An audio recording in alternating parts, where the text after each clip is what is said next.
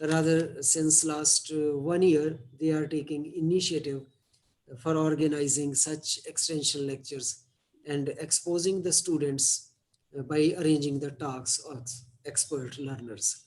I once again extend welcome on my own behalf, on behalf of the students and staff of physics department, and on behalf of management to Professor Sandeep Sehpal. Thank you. Over to. Thanks a lot, sir. Welcome, Professor. Thank you, sir. Now I invite Dr. Kavita, HOD Department of Physics, Multani Manmodi College, to introduce our eminent speaker.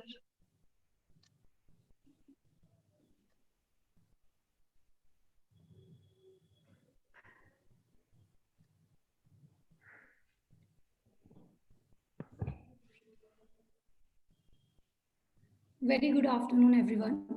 Respected Principal Sir, our distinguished speaker of the day, Professor Sandeep Sehpal, colleagues, and my dear students. Today we have gathered for an online lecture on the topic, the origin and evolution of universe. For humans, any step closer to figuring out the origin of universe means one step closer towards understanding ourselves better. Human beings possess an intrinsic need to explore the world. Through exploration, we have discovered new continents, found cures to diseases, advancement in technology, communication, and much more. Our endeavor to establish the understanding of our region has always been a part of our evolution. It is this curiosity to solve the mystery of our origin that has driven us to be who we are today. Investing millions of dollars every year in understanding the universe, its origin and existence is like insurance to our future. Every step towards understanding of universe is as good as the next stage of human development and advancement. Today we have managed to come so far mainly due to advancement in astronomy and exploring the origin of universe. Imagine if we find out that every planet after a certain time just dies or explodes. That is essential to understand the behavior of our planet. Well, today our esteemed expert will throw light on the topic the origin and evolution of universe. Professor Sandeep Sehjpal. Professor Saab did MSc Honors School in Physics from Punjab University and PhD from Physical Research Laboratory, ISRO, Ahmedabad. Professor Saab was a visiting scientist at University of California, Los Angeles, US, before joining PU as a faculty member. His field of specialization is astrophysics and planetary sciences. He does research in the origin and evolution of our galaxy and the solar system. He is interested in knowing the cause that triggered the formation of the solar system and led to the formation and early evolution of the sun and the planetary system. Sir has developed indigenous numerical codes to understand the formation and evolution of our galaxy, the moon, the planets like Mercury, Mars, and protoplanetary embryos of the Earth and Venus. Professor Sandeep has authored and co-authored around 90 research publications in international and national journals and conferences. This includes dome of the prestigious international sciences journals like Nature, Astrophysical Journal Letters, and MNRS. He has been associated with the research funding from Planetary Exploration Program of ISRO. Professor Saab also operates an astronomical telescope at Punjab University, Chandigarh. So I request Professor Sandeep Sehjpal to enlighten our student by his knowledge. Thank you, Professor Sandeep Sehjpal. Okay, thanks a lot, madam. Madam, please allow me to share my screen. Okay, sir. Okay. Dr. Manpreet, please allow.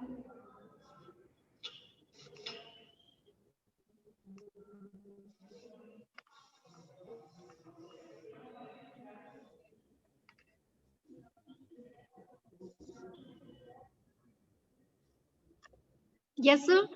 So you can now share screen.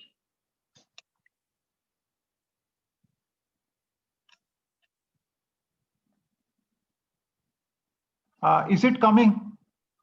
Yes, sir. The screen is visible. So you can see my PPT slides. Yes, sir.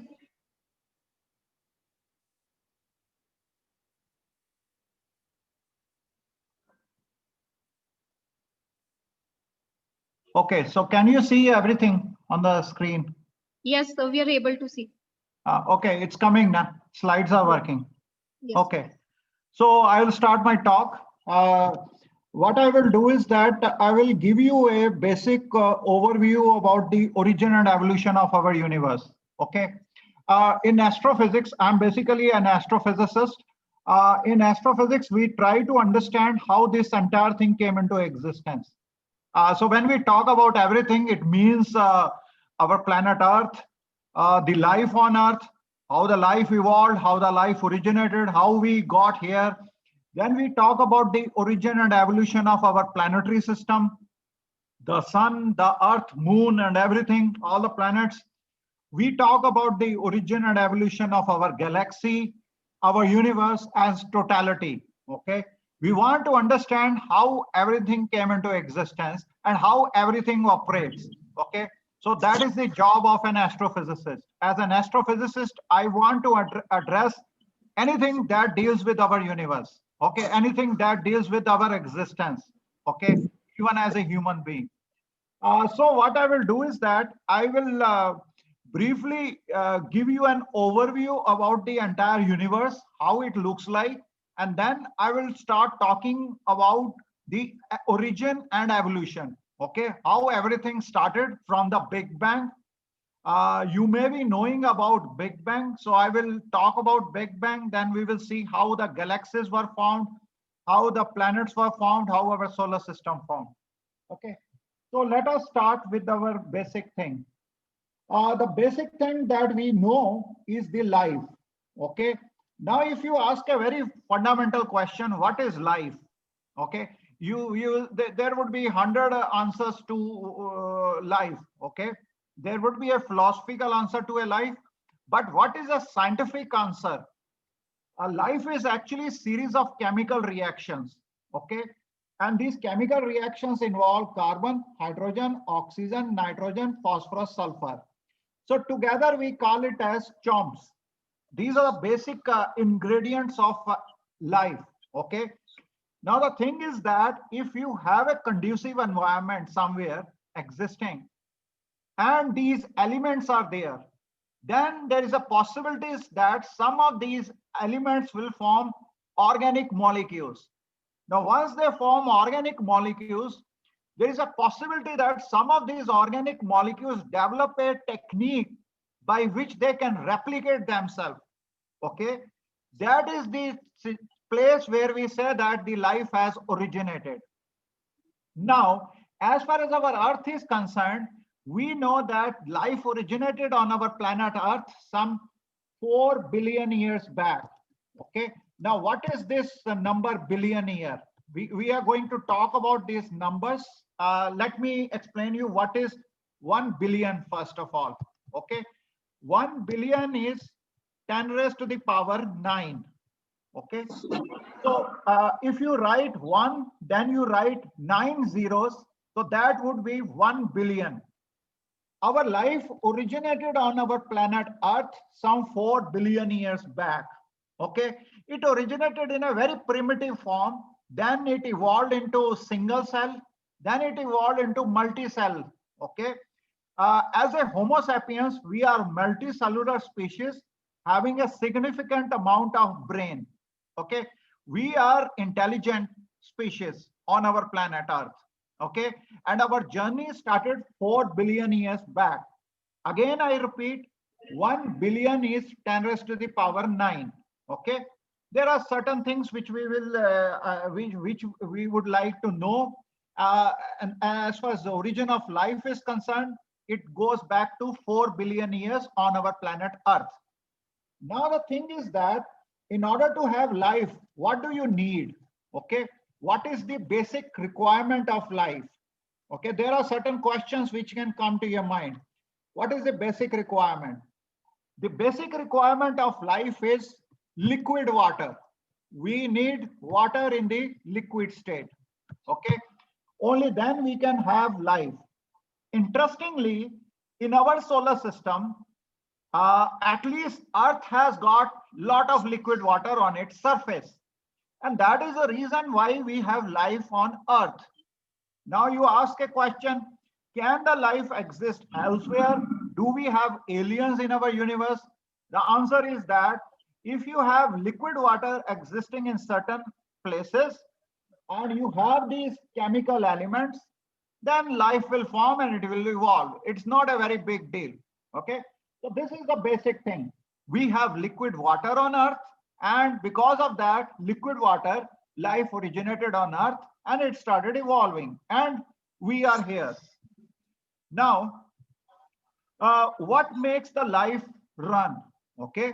See, if you have life, I told you that if you have liquid water, if you have some basic elements like carbon, hydrogen, oxygen, nitrogen, phosphorus, sulfur, life will form and it will evolve. It's not a big deal. Then, where from you get the energy? What is the main source of energy? Okay. See, right now, when you are listening to me, your brain is working. Okay. Now, if I ask you a very basic fundamental question, how much energy is required for your brain to work? Now, you can work out this thing. You can take this as an assignment, okay, as a homework. You can try it. It is typically 20 watts. Okay. Our brain works on 20 watts of power. Okay. You know that a human being consumes something like 2,500 kilocalories of power per day. Okay, kilocalories of energy per day. So the brain is consuming 20 watts approximately. Now, where from we get this energy? The main source of energy in our solar system is sun. Okay, sun is the main source of energy. We get light from sun, and you know that because of this light, the plants convert this light and carbon dioxide water into what we call as glucose. Okay, the food. We eat plants directly or indirectly. We are dependent on plants, and where from the plants get their energy? They get their energy through photosynthesis from sun. So here we have sun. Sun is the main source of energy. Okay, you don't have to confirm this thing. Just go outside after this lecture. You see the sun. Okay. Anyway, don't look at the sun directly. It can cause permanent blindness. Please don't do that. Okay. Now, what is sun made up of? Sun is basically made up of hydrogen and helium. Of course, other elements are also present. Rest of all the elements are present in sun. Everything from carbon to uranium, everything is present in sun. But hydrogen is the most abundant species which is present in the sun. So you can say that sun is basically made up of gases. Okay, sun is basically a ball of gas. We know the entire physics of sun because of astronomy and astrophysics. If you see the surface temperature of the sun, it is 6,000 degree Kelvin. Okay, this is roughly the surface temperature of sun. Okay, when you look at the sun, okay, or when you think about the sun, the surface which you are looking at, it has got a temperature of approximately 6,000 degree Kelvin. This is the main source of energy. As far as our Earth is concerned, majority of the energy which we are receiving, it is coming from the sun. Now there are other sources. It's not relevant for our talk. There is a internal energy of Earth. Let us not bother about it. Now, what happens is that the surface temperature of the sun is 6,000 degree Kelvin. But as you go deep inside, okay, you start going towards the core of the sun, the temperature rises there. Okay. At the core of the sun, the temperature is approximately 10 raised to the power 7 degree Kelvin. Okay, at the core of the sun. The core of the sun is extremely hot. The temperature there goes up to 10 raised to the power 7 degree Kelvin. Okay, let me write it here. 10 raised to the power 7 degree Kelvin. So you write 1, then you write 7 zeros. At that high temperature, what happens is that hydrogen nuclei, they fuses. 4 hydrogen nuclei will fuse to produce helium. Okay, helium 4. Okay, during this process, 2 beta decays also takes place. For detail, in case you want that information, this is referred to as a thermonuclear fusion reaction. Now, what do we mean by that? What we mean by that is that at 10 to the power 7 degree Kelvin, 4 hydrogen nuclei will fuse together to produce helium. This is a fusion reaction. It's a nuclear fusion reaction, and it produces a lot of heat. In fact, if you want to know how much heat it produces roughly 25 million electron volts of heat per reaction. See, if one reaction takes place, it produces approximately 25 million electron volts of energy. It's a huge amount of energy. In fact, the sun shines because of this reaction. So at the core of the sun, deep inside the core of the sun, this nuclear fusion reaction takes place and it makes the sun shine. The sun shines because of this nuclear fusion reaction. If you ask a very basic question, what makes the stars shine? See, sun is a typical star. There are billions of stars in our universe. In fact, we cannot even count the total number of stars in our universe.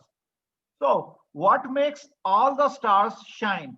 So it is basically this nuclear fusion reaction which makes the stars shine. All the stars shine because of this particular nuclear fusion reaction. Okay, so this is the basic physics of the sun. Now let us move to our planetary system. We have planets in our solar system, approximately 8 planets.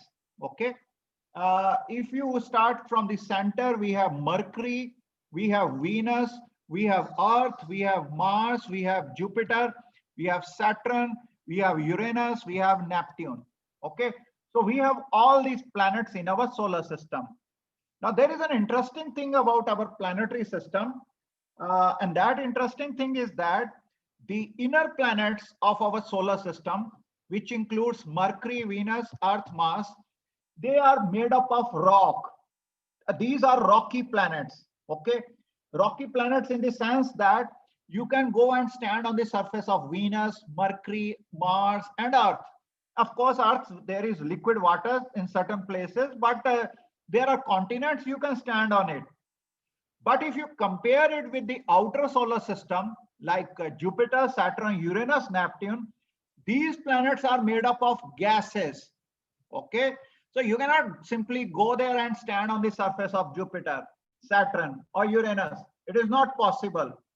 The other interesting thing about our planetary system is that the inner planets are tiny. They are very small compared to the outer planets. The outer planets are giants. These are what we call as the giant worlds. Okay, the inner planets are tiny. Now comes the question, how were all these planets formed? How was our sun formed? And how is it that the outer planets are so big and giant and made up of gases, whereas the inner planets are tiny and they are made up of rocks? So I will try to address this question as we proceed. Other than our planets, we have satellites, like we have Moon, one of the satellites of Earth. Okay, Earth has got only one satellite, permanent satellite. So other planets have also got satellites. Okay, as we proceed, we will see that thing. Other than satellites, we have asteroids in our solar system. We have comets. Okay, so our solar system is quite big system. We have got hundreds of bodies in our solar system. This is Jupiter. If you image Jupiter, this is how it is going to look like. Jupiter is the largest planet in our solar system. And interesting thing is that it has got 70 satellites. Okay, it has got 70 satellites. Just like Earth has got only one moon, Jupiter has got more than 70 moons. This is one interesting moon of Saturn. Its name is Io. Okay, this is the most active volcanic place in our solar system.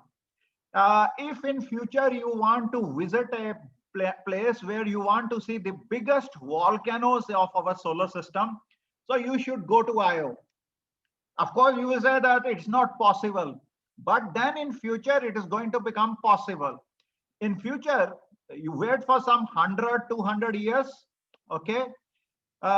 Future, you can go to these places, you can visit there. In future, there would be some space stations going around Jupiter. There would be colonies. So people will be going there on routine manner. People will start doing mining on these bodies. Okay, some of these bodies like Io or some other bodies will start digging out resources from these bodies. Okay, that is what is going to happen in future. We have a very promising future as far as our planetary exploration is concerned, because of the fact that we have so many places to go in future. We need better rockets, spacecrafts. In fact, we are already working on these things. Okay. This is Saturn. Okay, you can see the ring of the Saturn here. Saturn has again got more than 70 satellites. Okay, Saturn has got more than 70 satellites. This is one of the satellite of Saturn. There is one interesting thing about the satellites of Jupiter and Saturn. These satellites are having lot of water, liquid water. Okay, now the moment I say you have a lot of liquid water there, naturally you will say that, okay, is there any life there? That question will come to your mind, because I have already told you that in order to have life, you should have liquid water. Now, we do not know whether life exists there in these satellites, but there is a possibility. Okay, in future we will exploring it. We will send spacecrafts, we will send probes to see if life exists there. Madam, hello, am I audible now? Is it going okay? Please, somebody inform me. Hello? It's going well now? Yes, sir. Yes, sir. Yes, sir. You are seeing Yes, the screen and everything now? yes, sir. Everything. Yes, sir. Okay, can somebody keep on informing me this thing after 5 minutes interval? Okay, please somebody do that thing. Yes, sir. I'll do. Yeah, please do it. You please do it. Yeah. Keep on just send a signal that okay, it's okay. Just Okay, say sir. it's okay. Huh? Okay. Okay. Very Okay, good. sir. Okay. So we have lots Excuse of me, sir. planet. Yes. Sir, students will ask questions in the chat box. They'll not disturb in between the talk.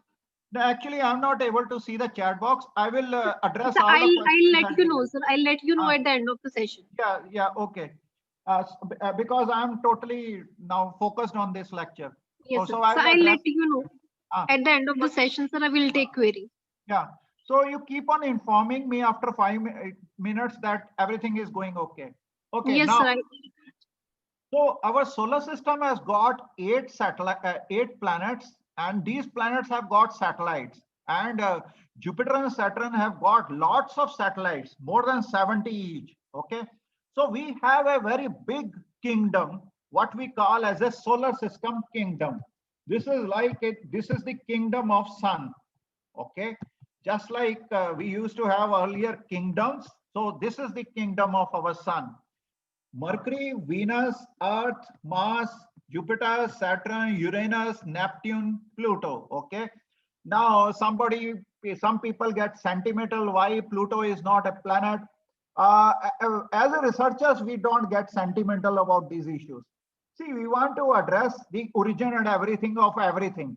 Okay. How everything came into existence. We do not believe in caste system. There is one important thing about an astrophysicist. Astrophysicists don't believe in caste system, religion basis, gender issues. We don't believe in anything. We believe in oneness. Okay. We believe in unity. Okay.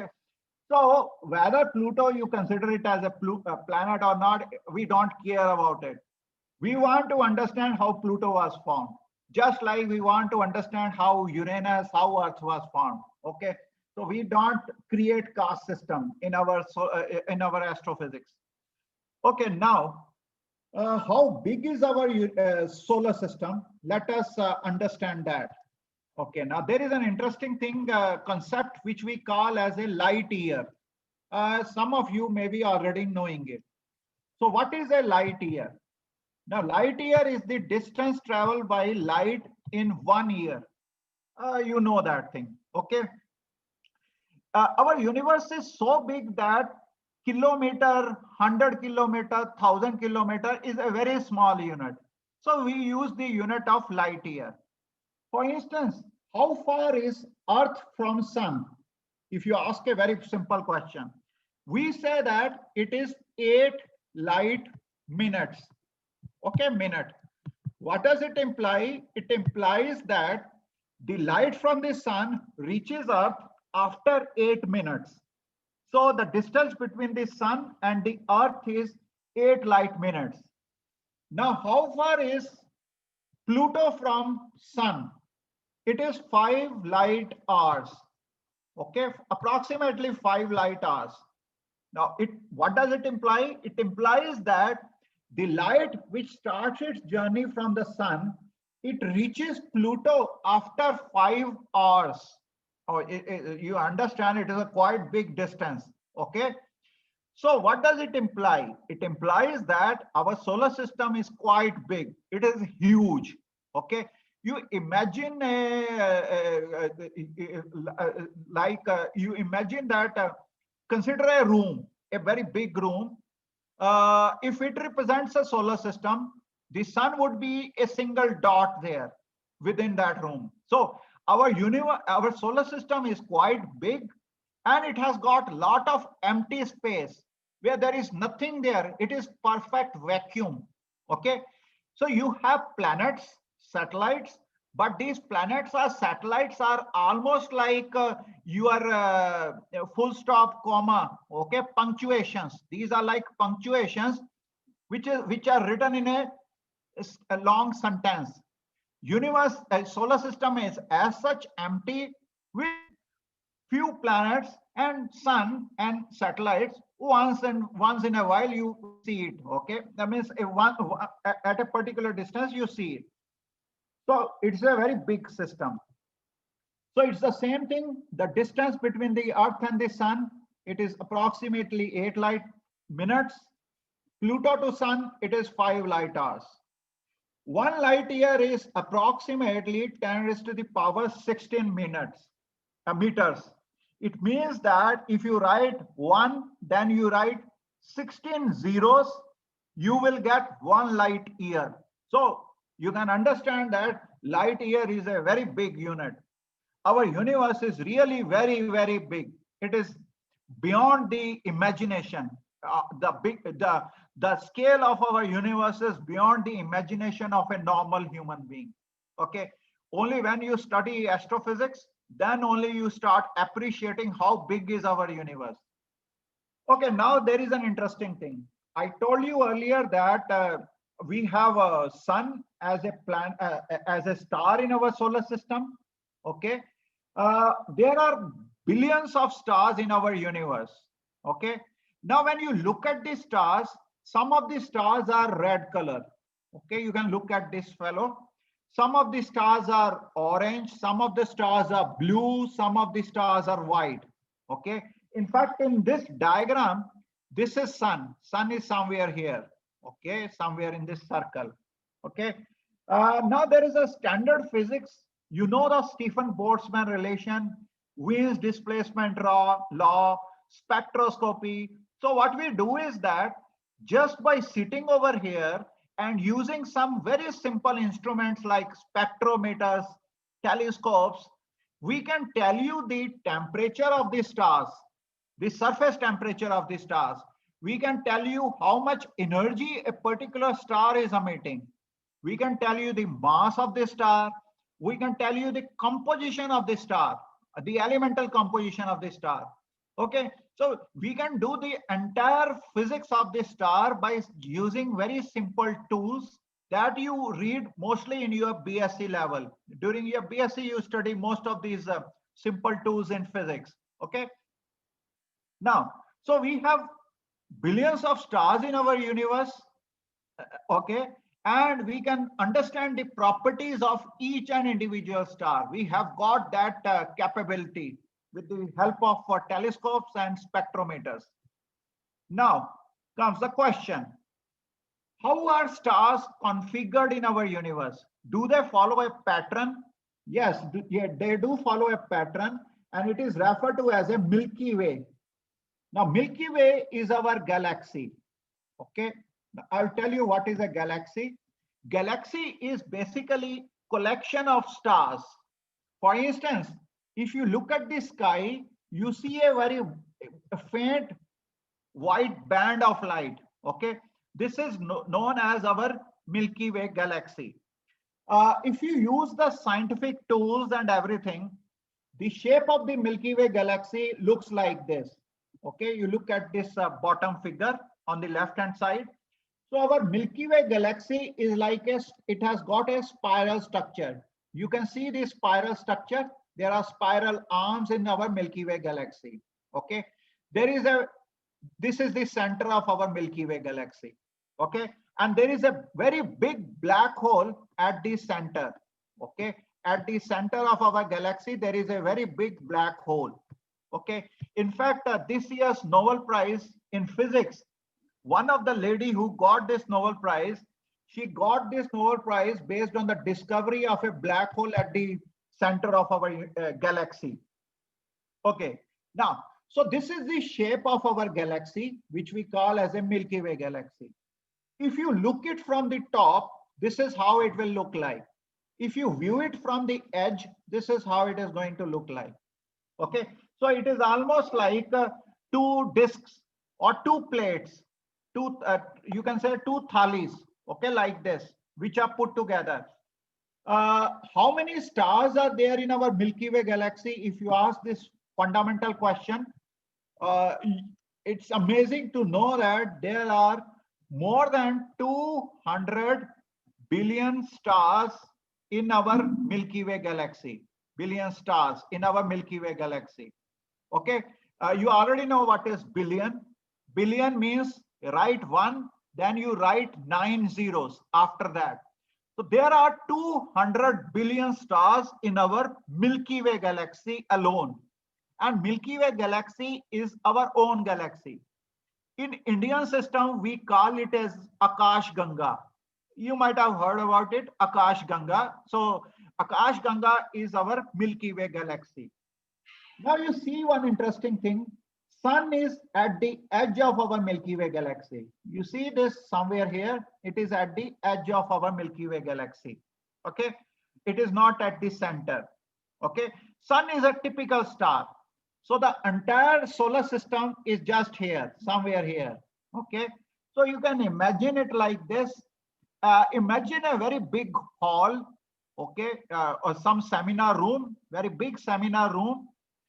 If our Milky Way galaxy has got the dimension of this seminar room, then the entire solar system would be represented by a single dot or a dust particle. Okay. See, in the last slides, I've been talking about how big is our solar system. But now you see that compared to our solar system, our galaxy is huge. In fact, the size of our galaxy is, if you see in terms of radius, it is 30,000 light years. Okay. Our solar system is at a distance of 30,000 light years from the center of our galaxy. So you can imagine that our galaxy is really, really very big. Okay. Now, how many galaxies are there in our universe? There are trillions of galaxies. Now, there is another bigger number. It is known as trillion. Now, what is trillion? It is 10 raised to the power 12. You write 1, then you write 12 zeros. Now, this is mind-boggling. There are trillions of galaxies in our universe. Each of the galaxy has got something like 100, 200 billion stars. Okay. and each of these star has got 8 planets, or typically it could be 2 planets, 8 planets, 5 planets. I'm considering a sun as an example. On one of the planet, how many species are there? There are roughly 1 trillion species on Earth. Okay, 1 trillion species on Earth. Among that 1 trillion species, there is one species that is Homo sapien, which we are. We have a population of 7 billion. Okay, you are one of these 7 billion person on this planet, and this entire human race is just one of these species among 1 trillion species which exist on our Earth. Sun has got 8 planets. Our galaxy has got 200 billion stars. Our universe has got 1 trillion galaxies. Now, this is the entire scale of our universe. You imagine, it is mind-boggling. At some times when you start thinking about it, as your principal told you, it becomes philosophical. Okay. When you study astrophysics, at what point you start doing philosophy, at what point you start doing science, you sometimes you cannot even distinguish. Okay, it becomes philosophy as well as science. Okay, so universe is a really very big place. Okay, you have to appreciate that. Now, am I audible na? Mera chal raha hai na theek? Hello? Yes, Yes, sir. sir. Yes, sir. Yes, sir. Everything is going well. हाँ, वो बताते रहो मेरे को, 5 minute बाद बताते रहो. Sir, ठीक है? actually, I have messaged in the chat box. Okay, I'll ask. I'll say like this only. Oh, do it audio way. Okay. Okay, I'll do it. Okay. So now with our telescopes, we can photograph the galaxies. Some of the galaxies are spiral like this. Some of the galaxies are spiral with bar at a center. Some galaxies are irregular shaped. Okay. Some galaxies have got very beautiful shapes. Some galaxies are ellipsoidals. It's like an ellipse. Some galaxies are colliding with each other. Interestingly, our galaxy, the Milky Way galaxy, is moving towards another galaxy by the name Andromeda galaxy. In future, our galaxy will collide with Andromeda galaxy. In fact, it will become a part of Andromeda galaxy. This is how the galaxies evolve. Okay, so the galaxies, they keep on colliding with each other. When they collide, it's not that they crush. They don't crush. What happens is that a galaxy which is earlier smaller in size, it becomes bigger when the two galaxies collide with each other. Okay, that is how the galaxies evolve. Now comes the question that how big is our universe, and can we take a selfie of our universe? Means, can we do a photograph of our universe? The answer is that we cannot do photography of our universe. It is not possible. Okay. In future, it may become possible with time, but at this moment, it is not possible. This is a computer generated image. Okay. This is a computer generated image. This is known as the large scale structure. Okay. There is a terminology known as a large scale structure. If you imagine how our universe would look like, this is how it is going to look like.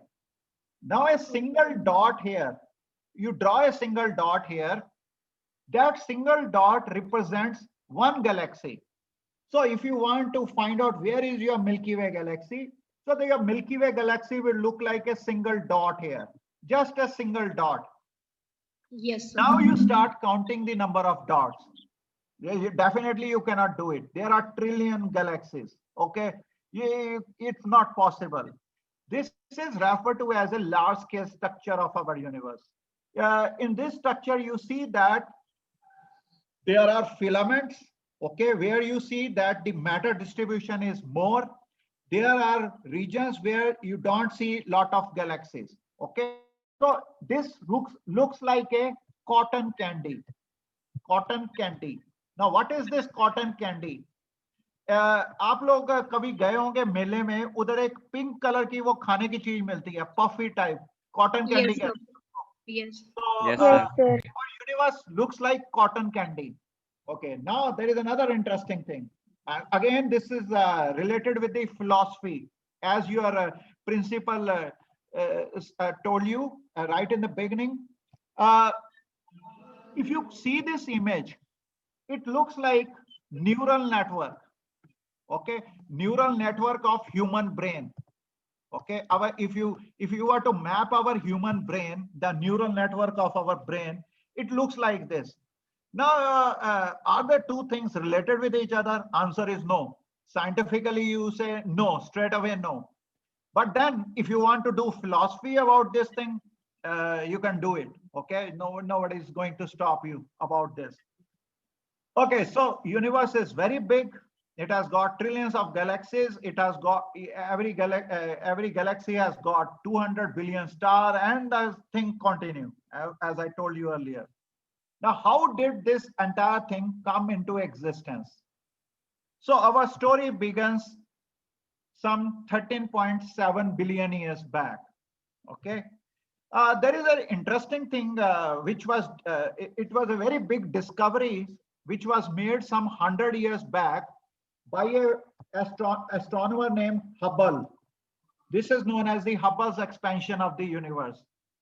See, what Hubble did was that he observed that the galaxies are running away from us.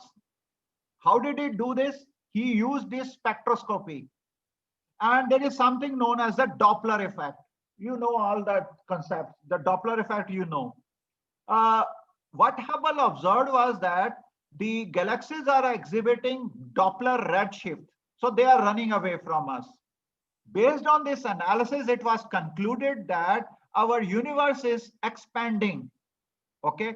So what it implies is that the moment when I started this lecture, and by the time our lecture will be over, the universe would have become bigger in size, even in just 1 hour. Of course, as the time moves, the universe keeps on becoming bigger and bigger and bigger. Okay, so already it is so big, but the universe is continuously becoming bigger and bigger. Now, what is making it bigger? It has to do with the origin of our universe. Our universe created some 13.7 billion. Okay, 13.7 billion years. Now, what is Yes, this sir. number? 1 billion is 10 raised to the power 9. Okay, I have already told you. Our universe originated 13.7 billion years back from what we call as a Big Bang. Okay, this was the creation of our universe. Big Bang occurred 13.7 billion years back. Before that, there was nothing there. There was no universe, no star, no planet, no galaxy, nothing. It's what you call as the nothing means nothing.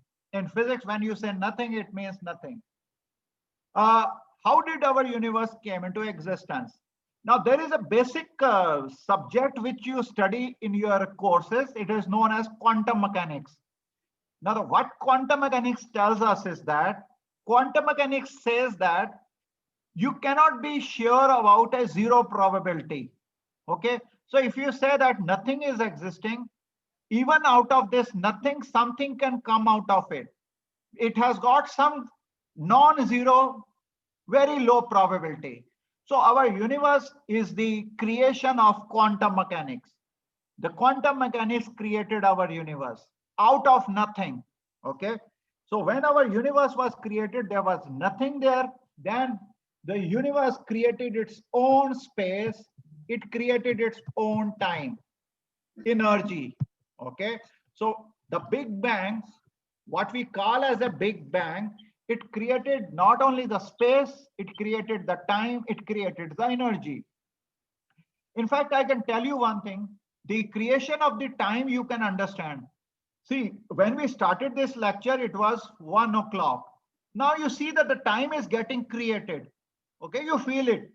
Okay, your evolution, or you are getting older or younger. So I would say younger. You are not getting older, you are getting younger.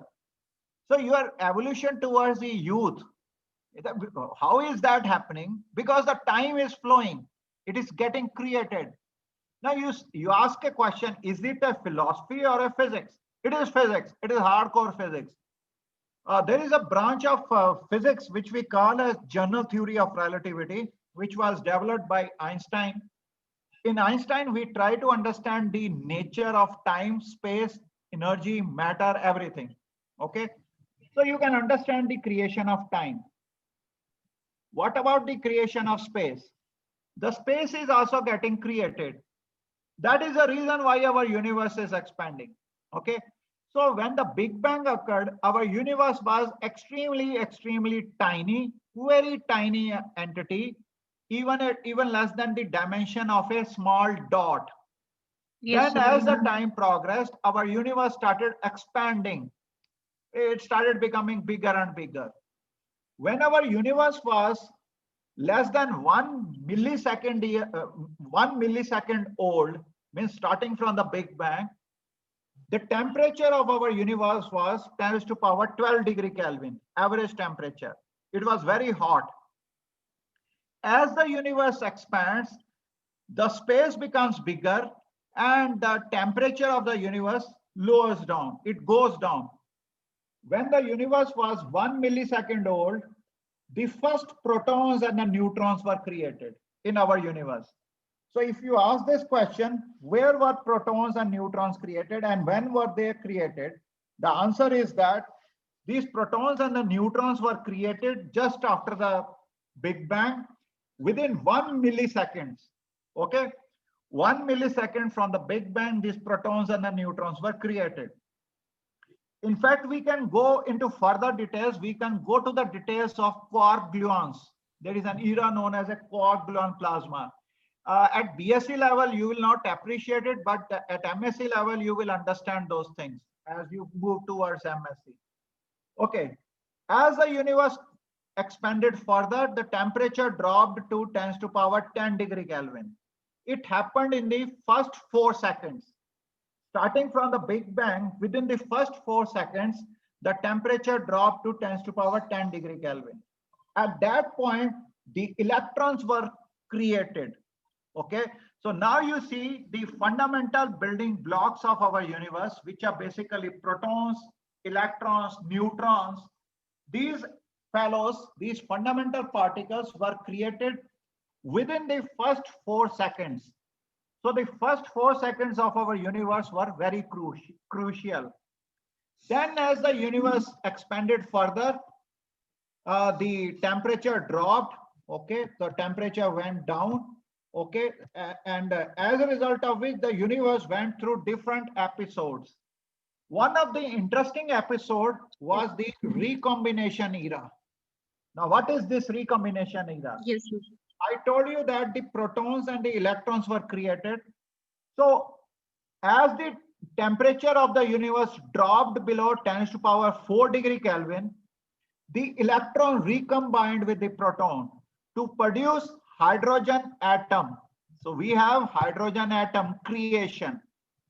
See, the protons were formed earlier, electrons were also formed earlier, but when the temperature of the universe dropped below 10 to power 4 degree Kelvin, the neutral hydrogen atoms were created. This is known as the recombination. You know the recombination. Okay. This is the basic overview of the evolution of the universe. As the time progressed, on the x-axis, we have the progress of time. On the y-axis, you see that the average temperature of the universe is dropping down. So firstly, protons were formed, then electrons were formed. Then we have the recombination era, hydrogen atom was created.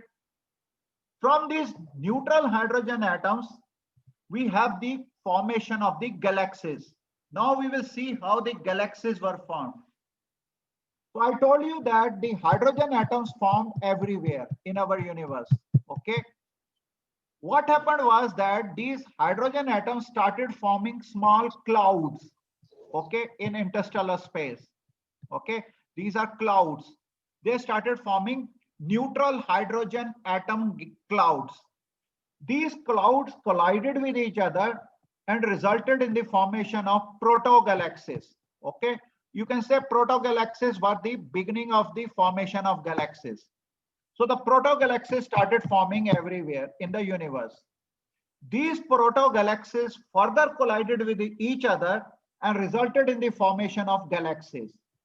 And I told you earlier that the galaxies keep on colliding with each other, as a result of which the smaller galaxies become bigger and bigger. Okay, our galaxy will collide with the Andromeda galaxy, and as a result of which the Andromeda galaxy will become bigger. Okay, so this is how the things go.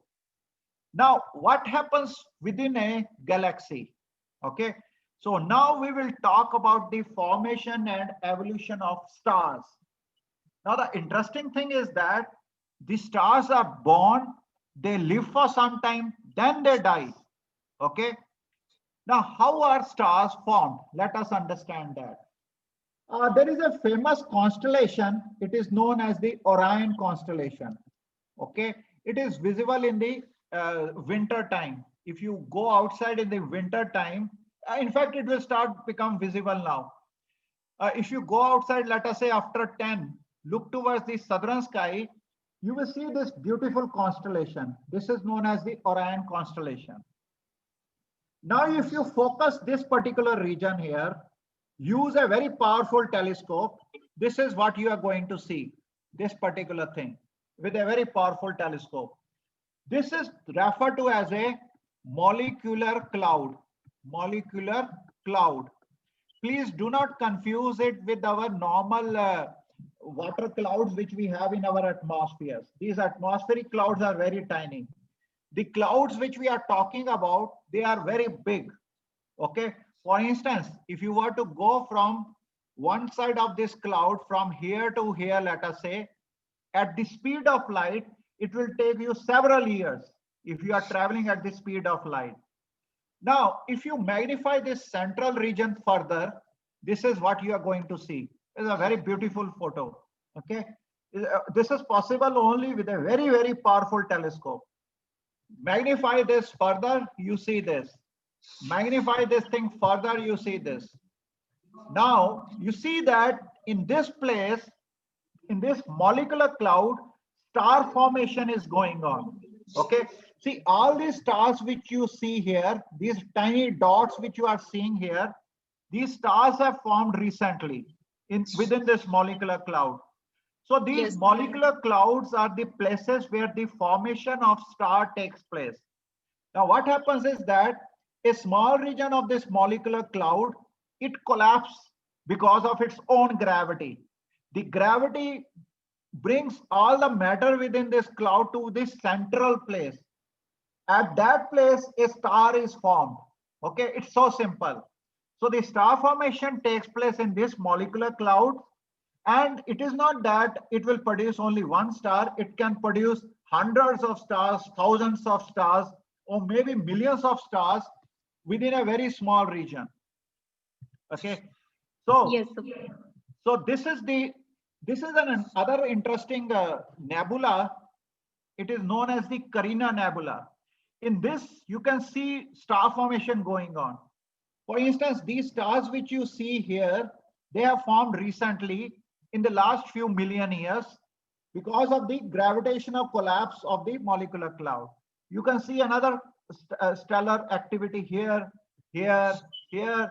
In fact, after a few million years, if you take a photograph of this region, you will see some stars formed here.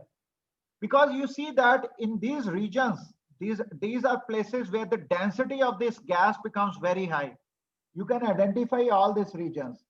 So wherever I am marking, if you, let us say that if we organize this lecture after 4 million years, we will see more stars formed here. Okay, because their density is high.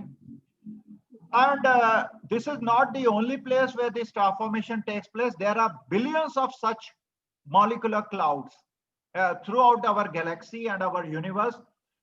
These are some of the photographs taken with very powerful telescopes. So there are thousands of millions of places where the stars formation takes place in these regions. So this is the basic physics of star formation. A small region of a molecular cloud, because of the gravitational collapse, it collapses and a star is formed. Okay. And when do you say that the star is formed? The moment the hydrogen fusion reaction, which convert 4 proton into helium, the moment that reaction starts. So it's a very simple thing.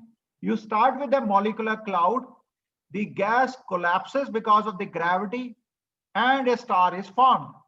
At the core of the star, this thermonuclear fusion reaction starts, and you start getting energy from it. So it's as simple as that. Now comes the question. We know that at the core of the star, the hydrogen is converted into helium. Then what happens afterward? Interestingly, in some stars, 3 helium nuclei can fuse to produce carbon. Okay. So if you ask a very simple question, where from you get carbon in your periodic table? Okay. So the answer is that just like helium is produced inside the stars by this conversion of hydrogen to helium by the fusion reaction, nuclear fusion reaction, in a similar manner, in some of the stars, 3 helium nuclei can fuse to produce carbon. Not only that, carbon can fuse with helium to produce oxygen-16. Okay. Oxygen-16 can fuse with another oxygen-16 to produce sulfur-32, silicon-28, and so on. So if you ask the basic question, where were all these elements created? Okay, all the elements that you have in the periodic table. For instance, where was titanium formed? Where was calcium formed? Where was gold formed? All these elements are produced inside the stars. There are thousands of nuclear reactions which proceed inside these stars, and all these elements are produced because of the nuclear reactions. Now, what happens is that when the star produces all these elements like helium, carbon, oxygen, silicon, iron, everything, okay, then the star explodes as a supernova. Okay, it happens in massive stars only. So when the star explodes, this is the actual photograph of a supernova explosion. When it explodes, all the elements which it has produced by the nuclear reactions, these elements are thrown into the interstellar space. Okay, all these elements are thrown into the interstellar space. From this material which is thrown into the interstellar space, new molecular clouds are formed. Within these new molecular clouds, next generation of stars are formed. Then the cycle repeats again. Okay, so we are living in a very big recycling universe. So from the molecular clouds, stars are born, the stars live for some time, then they die. They throw their material into the interstellar space, from which new molecular clouds are formed. Within this molecular cloud, again the stars are formed. So we are living in a recycling universe. So all the matter is recycled in our universe. Yes, sir. So where do we form all the elements? The elements are produced inside these stars by thousands of reactions. Thousands of nuclear reactions have been identified. We know it. You name any element, we will tell you the nuclear reaction, which is responsible for its formation, and the mechanism which takes place associated with it. So this is the total evolution of our universe. If you were to let us explain the evolution of our entire universe on a single slide, our universe started some 13.7 billion years back by Big Bang. Okay, this is the creation. We have already discussed how the protons were formed, how electrons were formed, and how the galaxies were formed. Within our galaxy, the stars are formed, they live for some time, then they die, and they produce all the elements, heavier elements. When they die, they throw the elements into the interstellar medium. From this interstellar medium, next generation of stars are born, then again the cycle repeats. So this cycle has been repeating. There was an interesting thing which happened some 4.5 billion years back, and that is the creation of our solar system. Okay, now you understand one thing. The formation of solar system has nothing to do with Big Bang. Some people confuse it. Big Bang occurred 13.7 billion years back. The formation of our solar system occurred 4.5 billion years back. Okay, so it's a recent event. So we think that 4.5 billion years back, there was a huge molecular cloud. A small region of this molecular cloud collapsed under its own gravity. Okay, like this here. This was the molecular cloud, a very small region, which is magnified here. It collapsed because of its own gravity. Now this small molecular cloud core, which we call as a core, it was rotating. Now in physics, there is a conservation of angular momentum. So if something is rotating around an axis, it will keep on rotating. The maximum mass of this gravitational collapse went to the center. So the sun was formed there. So the yellow thing here represents the sun. Around it, a disk of gas and dust was created. And all the planets which we have in our solar system, they were created from that disk of gas and dust. Okay. So if you ever wonder about this question, that why is it that all the planets go around the sun in the same direction? The answer is that the initial molecular cloud core from which our sun was created, it was rotating. So there was a conservation of angular momentum. Okay. So all the planets were created from the gas and dust. Okay. Sorry. Yes, sir. I'll continue. It's okay. It's coming now. Hello. Yes, sir. Yes. Okay, fine. So now, so we have all the planets were created from the gas and the dust, which was there in our early solar system, which was formed in our early solar system. So if you were, let us say that if you were there at the creation of our solar system, this is an artistic image. You would have seen the formation of the sun at the center. Okay, the sun formed at the center here at the center, and you see here dust particles going around the sun. These dust particles collided with each other and resulted in the formation of small planetesimals. These planetesimals are the building blocks of planets. As these planetesimals collided with each other, it resulted in the formation of planets. Okay, so that is how the planets were formed. These planets were formed because of the collision of these dust particles and the formation of planetesimals. Okay, so now how was our moon formed? If you ask this basic question, we think that in our early solar system, when the Earth was already forming, there was another planet which we have named as Dia. Okay, this Dia collided with Earth. Okay, the debris of these collisions were thrown in this space. These debris accumulated and resulted in the formation of moon. How do we know that this thing happened? Of course, we were not there. But then we know that the Apollo astronauts, they brought the lunar samples. The Apollo astronauts, when they went to the moon, they brought the rocks from the moon. Those rocks were analyzed, and based on those analysis, it was concluded that the composition of moon and the Earth are very similar. So then scientists started working on these theories, and it turned out that the most possible mechanism by which moon was formed was the collision of a planet with Earth. The debris were thrown out, and these debris accumulated to form moon. Okay, so this is how the moon was formed. Now comes the basic question. Our sun has got planets around it, 8 planets. We have billions of stars in our universe. Do they have planets around it? If they have planets, is it possible that life exists on some of those planets? In 1995, there was a very important discovery. In fact, a few years back, these people got the Nobel Prize. I think it was last year or last to last year. They got this Nobel Prize for this discovery. What these people did was that they discovered that there are planets associated with other stars. At this time, we have more than 4,000 planets which have been discovered.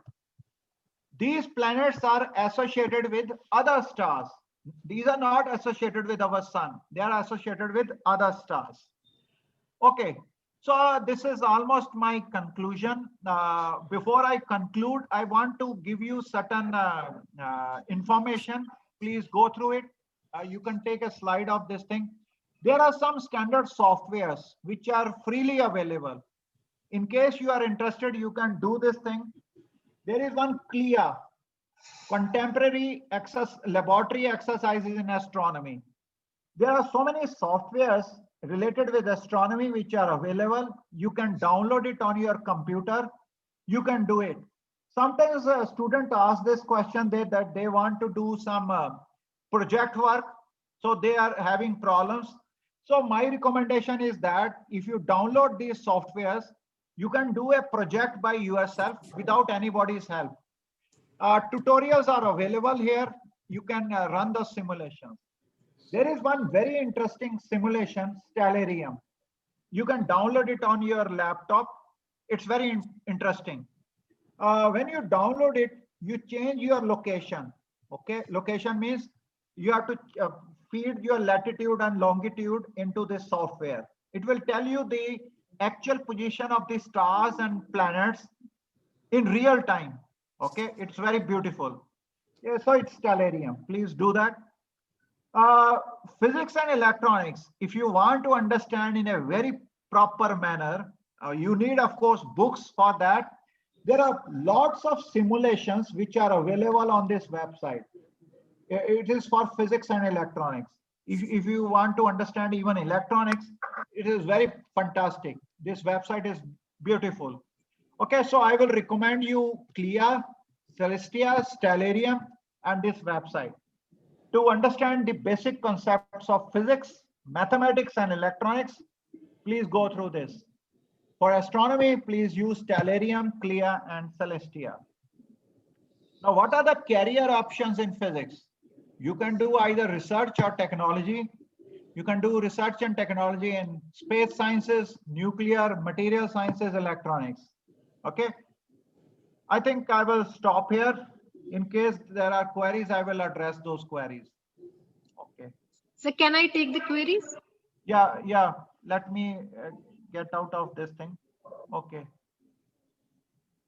Yes. Okay. Now you can address me the queries. Yes, sir. So one of the participants asked, is it right to say that we can, is it right now to say we can say universe is in expansion mode? So for how long will it take? Will it continue to expand? Okay. Or can it ever again cease to a null point again? No, there is nothing like this.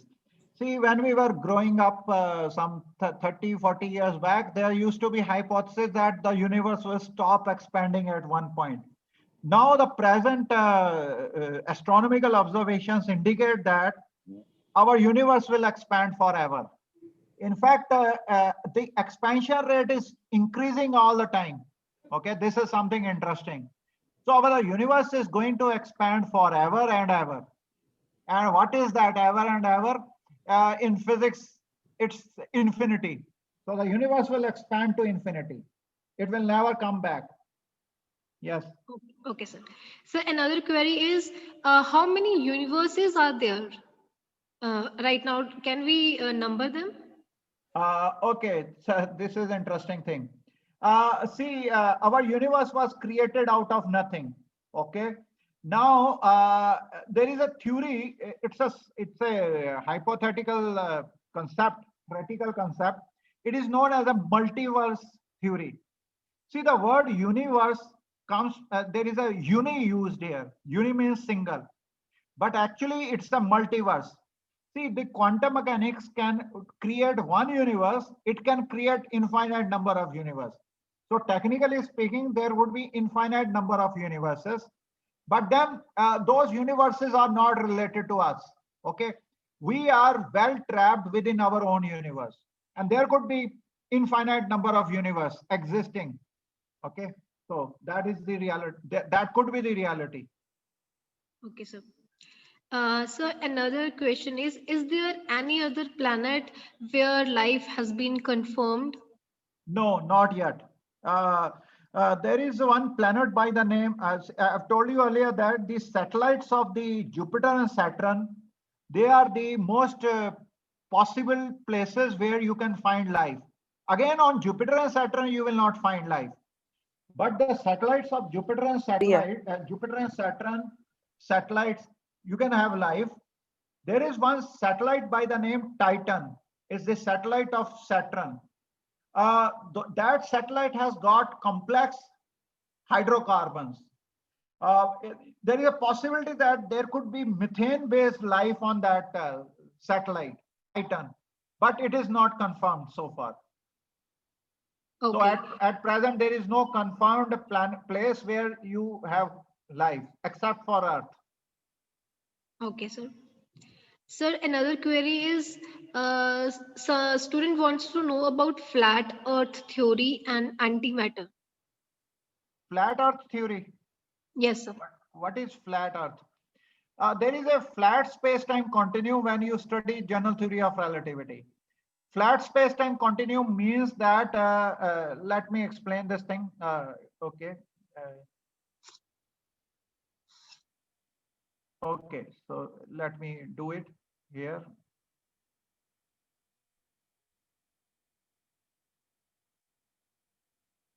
No, hold on. Just hold on. Yes, sir. Just hold on. I will do it. I will represent it flat. What do we mean by flatness? I will explain that thing. Okay. Okay, let me do it here from current slide. Okay. See, in general theory of relativity, there is a subject which we teach to MSc level. It's not for BSc right now, but let me explain it. A flat space-time continuum means like this. Okay, it's flat. It's, of course, it's two-dimensional. You can imagine it to 3 or 4 dimensions also. It's flat. So if I take a ball, if I roll it on a ball, it will follow a straight line. Okay, so this is flat space-time continuum, which we generally study in special theory of relativity. So whenever you are doing special theory of relativity, you are talking about flat space-time continuum. Then in GTR, we study curvature. So there is a curved space-time continuum now.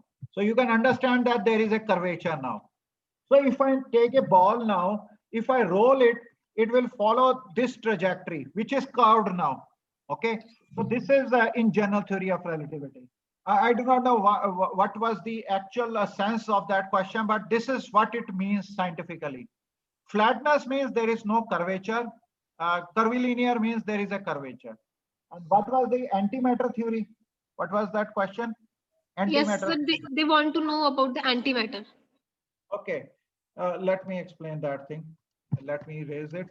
Okay, see, when I said that just after the universe, protons were created, electrons were created. Now, how do you create an electron? So what you do is that you start with a photon of high energy. When this photon of high energy is available, it can create electron and positron pair. So it comes as a pair. Okay.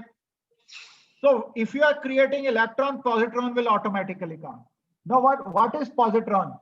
Positron, in a very simplest sense, you can say it's the mirror image of electron. It's a physical particle. It's the mirror image of electron. This is what you refer to as the antimatter. Okay. In a similar manner, if you were to talk in terms of quarks, the moment you create a up quark, you also create an anti-up quark. Okay. So anti-up quark is a antimatter of up quark. In a similar manner, for d quark, you will have an anti-d quark. Okay. So if you take these two U's and one d, you get one proton. Okay. Two anti-U's and one anti-d will give you anti-proton.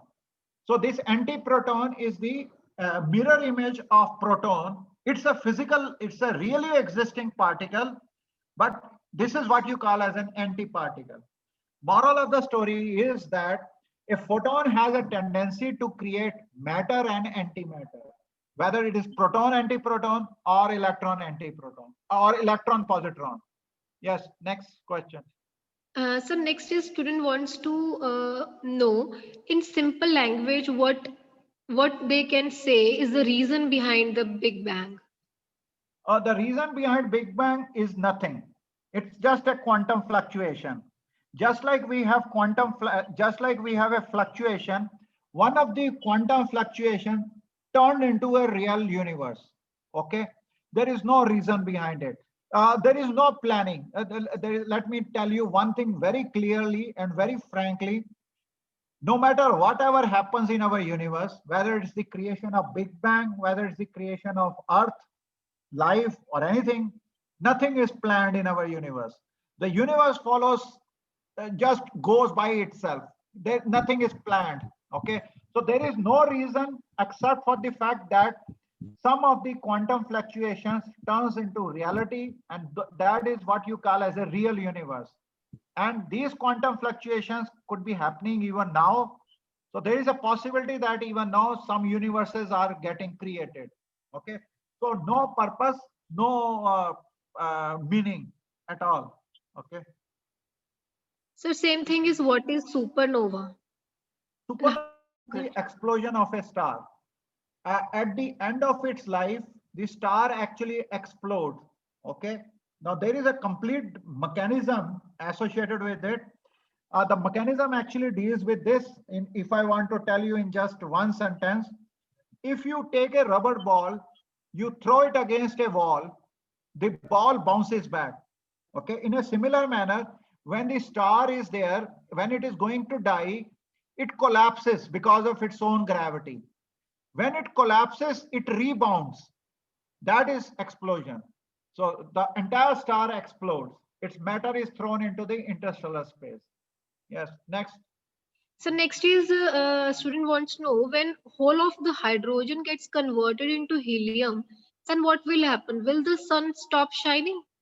Okay. See, at the core of the sun, see, first of all, this reaction takes place only at the core of the sun. Okay. Yes, sir.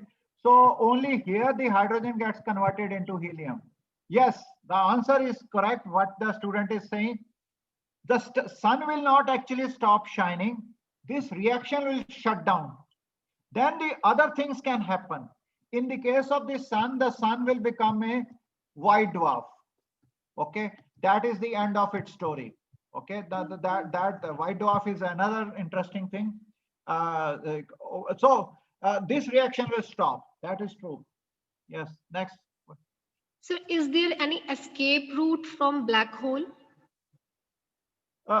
Escape route, first of all, this is a hypothetical thing generally which comes to your mind.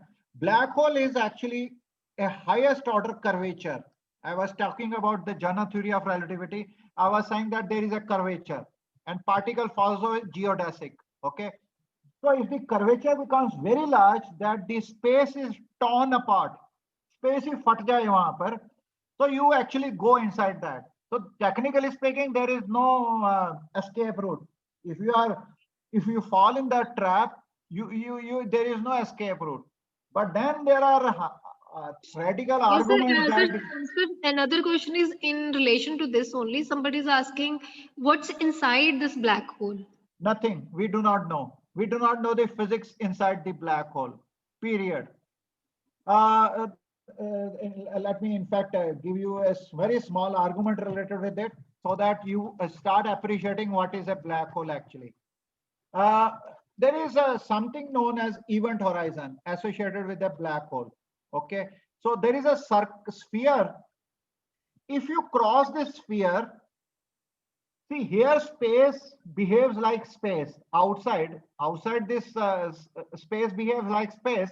Time behaves like time, right? In our normal universe. When you cross this event horizon, the two things change their role. The space becomes time, the time becomes space. Now you ask this question, what the hell I am talking about? But then the physics breaks down. The moment you enter into a black hole, the physics breaks down. We have no idea about what is the physics inside a black hole. Nobody knows that. Next one. Sir, what came before Big Bang? Nothing, there was nothing there. Nothing, absolutely nothing. Our universe was created out of nothing. Generally, when you say that you go for lunch, somebody is spending money on that, okay? Whether it's your parents or your friend, or even if it is langar, then somebody is donating for that langar. Interestingly, our universe has come out of no cost. There was no expenditure. It came out of nothing. The entire universe came out of nothing. You can say it's a very big langar. Okay. The next is if one of the galaxy collides with another one, then what would happen to the black holes of both the galaxies? Oh no, there is lot of empty space in our galaxy. Lot of empty space. Okay, so when the two galaxies collide with each other, nothing is going to happen to even stars also. Okay, so because there is a lot of empty space, the stars will not start colliding with each other, and the black holes will not collide just like that. But something can happen interestingly. Every galaxy has got a very big, massive black hole at the center. Now imagine that the two center of the galaxies collide. Okay, so let us say that this is one black hole of this galaxy. This is another black hole of this galaxy. If the two things collided head on, black holes are going head on. There is a possibility that they will start going around each other. Okay, like this, and they may collide with each other. That is up to the chances. But then imagine this is one black hole, this another galaxy black hole. It's going like this. Then this black hole will be somewhere here. Okay, then the two things will not collide with each other. The moral of the story is that there is no strategy here. Okay, universe does not believe in strategy. It does not do any planning. Universe is one place where there is no planning at all. Things happen. If they were to happen, they will happen. It does not want to happen, it will not happen. See, the collision is bound to be there, it will happen. Otherwise, it will not happen. It depends upon the impact factor. In physics, that is better. It's better to use impact factor. If the impact factor is conducive, two black holes will merge. Otherwise, not. Next one. So next is somebody is asking, why does the moon, it appears white and the sun appears yellow? Okay, sun is actually the basic spectral type of sun is G-type star. It's a G-type star. Okay, so there is a spectral signature of this sun which makes it look like that. When you look at the moon is reflecting this sunlight. Okay, and there is one particular mineral on moon which we call as anorthite. Anorthite, it's basically an aluminium-rich mineral. When the sunlight falls on this aluminium-rich mineral, it reflects like white light. Okay, so it's white because of that. But then when you look at the darker regions of the moon, those are darker regions. There is a lot of basalt there in those darker regions. That is why those regions appear darker. Next one. Sir, one student is wondering why Big Bang obeys laws of conservation when there was nothing before it and there was no energy. There was okay. No, there is no violation of energy here. In fact, when we start working on the entire universe as such, it it was created out of nothing. There was a quantum fluctuation. It was having an energy density right from the beginning. See, the basic thing is that if the universe is there, it will have a minimum amount of energy density. From that point onward, nothing has changed in terms of the energy budget of the universe. It has only spread out. Earlier, the space was very limited. Now there is a lot of space in our universe. So the total energy budget has been spread out. That's it. There is no energy violation. But the first thing is that if you are creating a universe, it will have a minimum amount of energy density. It comes with the creation of the universe. After that, there is no violation. Yes, next one. So next is the space bending. I hope that has been answered. Yeah, that is a curvature in space. Yes, yes. GTR Sir, effect. Yes. So next is the dark energy and dark matter. Dark matter is actually the amount of matter which we have in our universe. It's the which we see, which we call as the baryonic matter. It is only a fraction of the actual matter which exists. Okay, the rest of the matter is dark matter. How do we know that it exists? Because it creates gravity. It is not visible, but it creates gravity. So that matter is known as dark matter. Now, the second thing is, what is dark energy? I told you earlier that as the time progresses, our universe will keep on expanding. Not only it will expand, but its acceleration of expansion will increase. Scientists have attributed that to a unknown mechanism, which is known as dark energy. So the dark energy, what it is doing is that it is accelerating the expansion of our universe with time. As the time progresses, the acceleration of expansion is increasing. Now, why it is increasing, we do not know. So we attribute it to dark energy. So dark energy is basically right now, you can say, unknown mechanism of explaining why the universe is accelerating in terms of expansion. Next one. So next is that true that one day sun will engulf all the planets? No, it will not do that. Sun will become a red giant, so it is coming up to Venus, not more than that. Okay, it will not engulf all the planets. The size of the sun will become definitely bigger. Mercury or maybe up to Venus, it will come. After that, no. Next one. Sir, next is, can a star can be turned into a planet? No, star cannot be turned into a planet. Star is turned into certain other things like uh, black hole, like neutron star, like white dwarf, but certainly not a planet. Sir, next is, what are wormholes? Black hole is a singularity. Okay, means if you were to let us explain, let me do it here. Okay, let me erase this thing.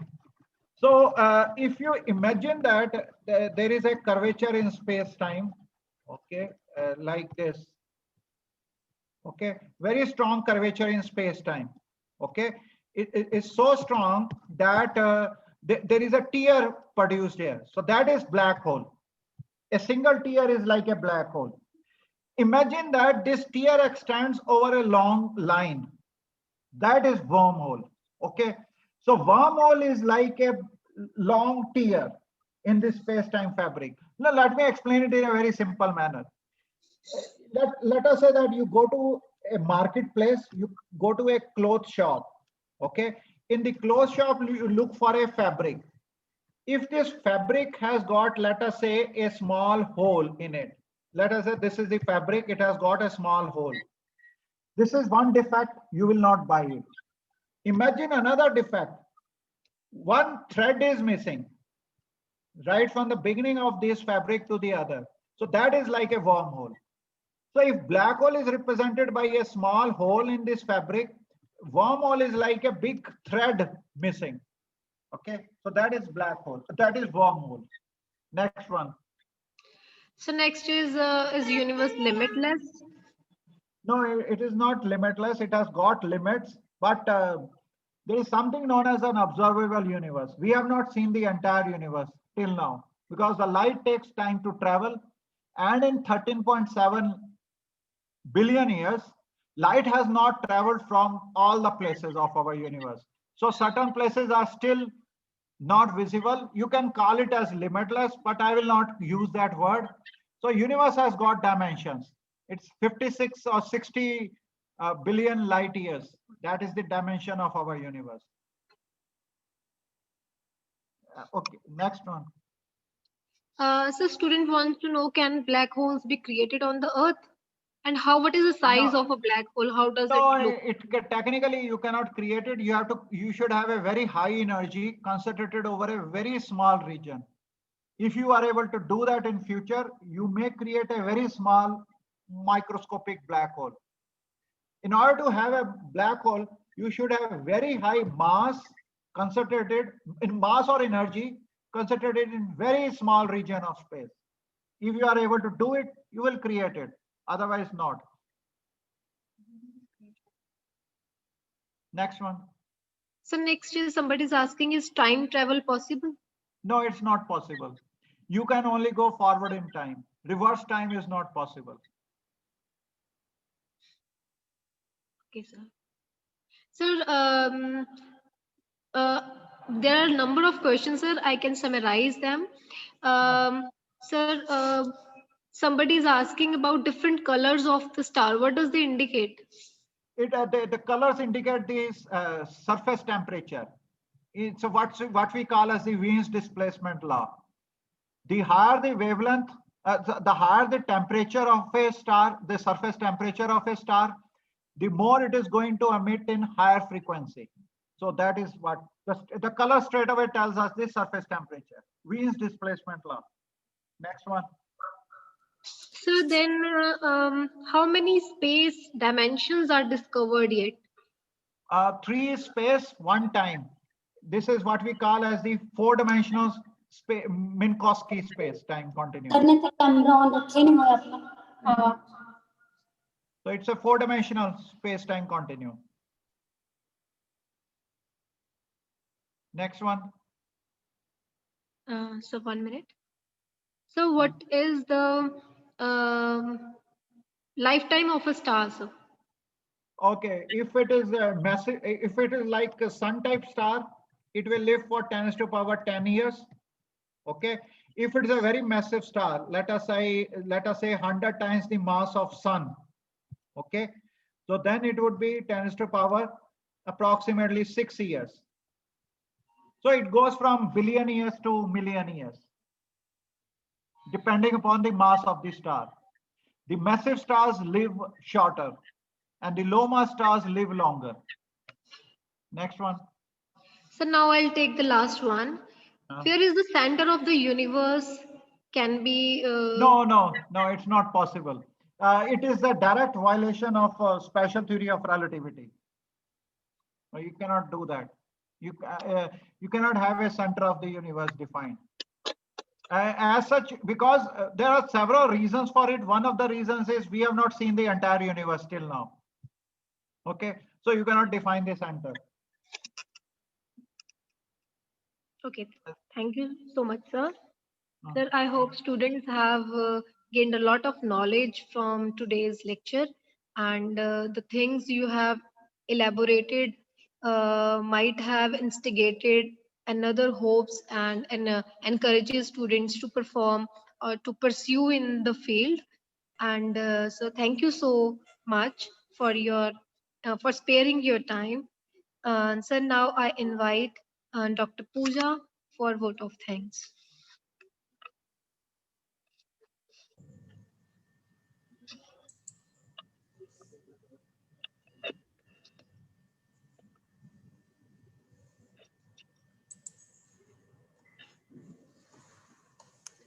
Respected principal, sir. Dr. Manpreet, am I visible? Yes, you are visible. Please position your mic, position your camera. Your face is not coming properly. Better now. A respected principal, sir, my dear colleagues, the invited speaker for today's talk, Dr. Sandeep Sehajpal, and my dear students, it gives me immense pleasure to present vote of thanks in the honor of Dr. Sandeep Sehajpal, who is also my teacher.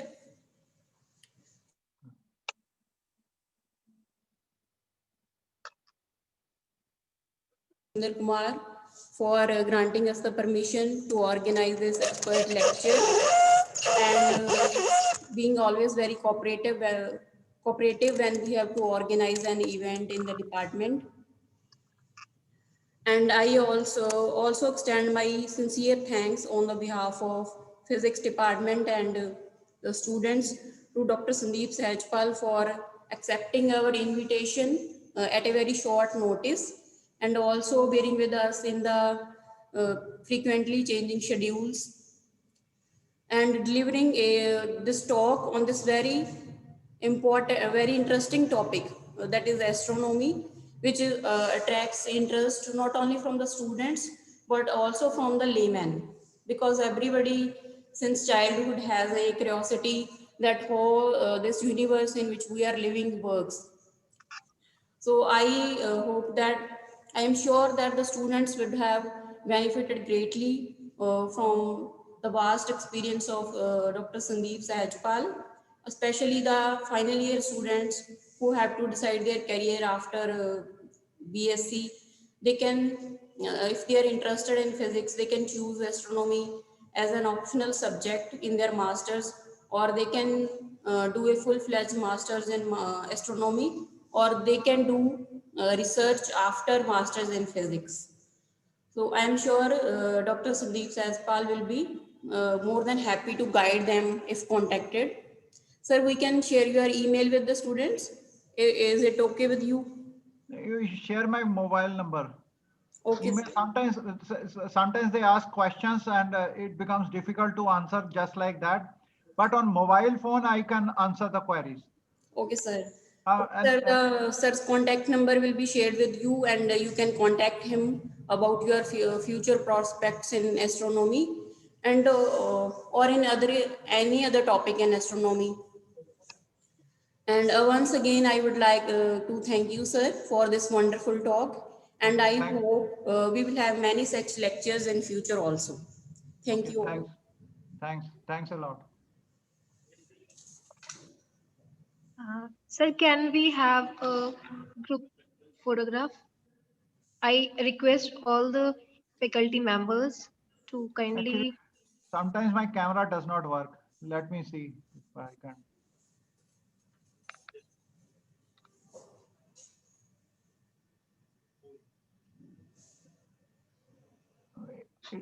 It does not, this camera actually I've never used camera, so it does not work.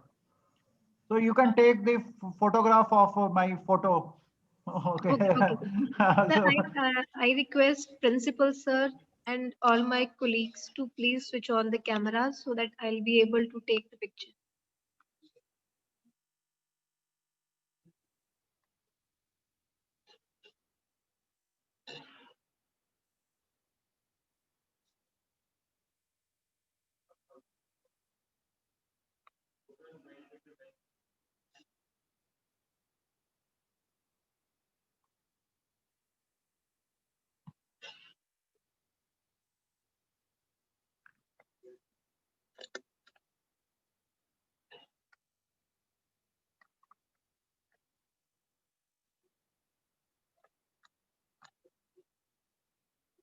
My dear colleagues, I'm not able to get your cameras. Kindly.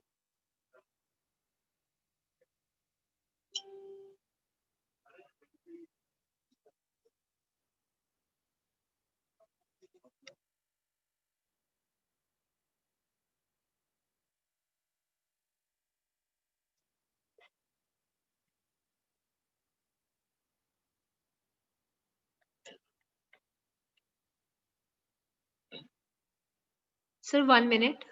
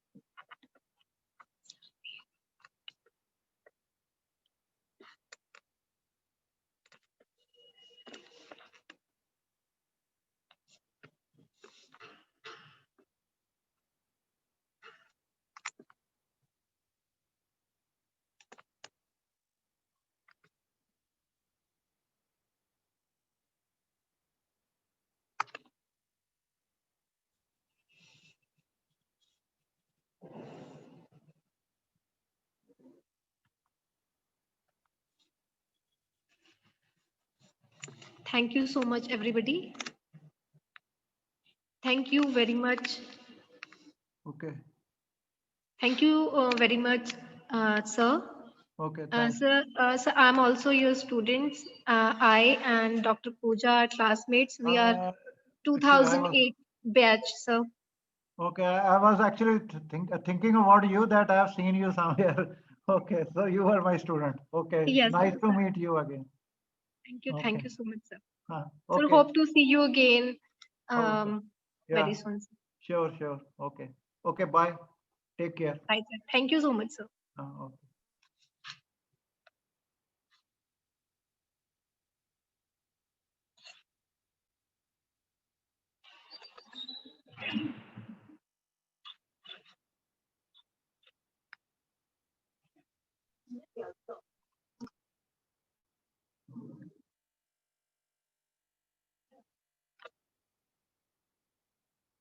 Hmm.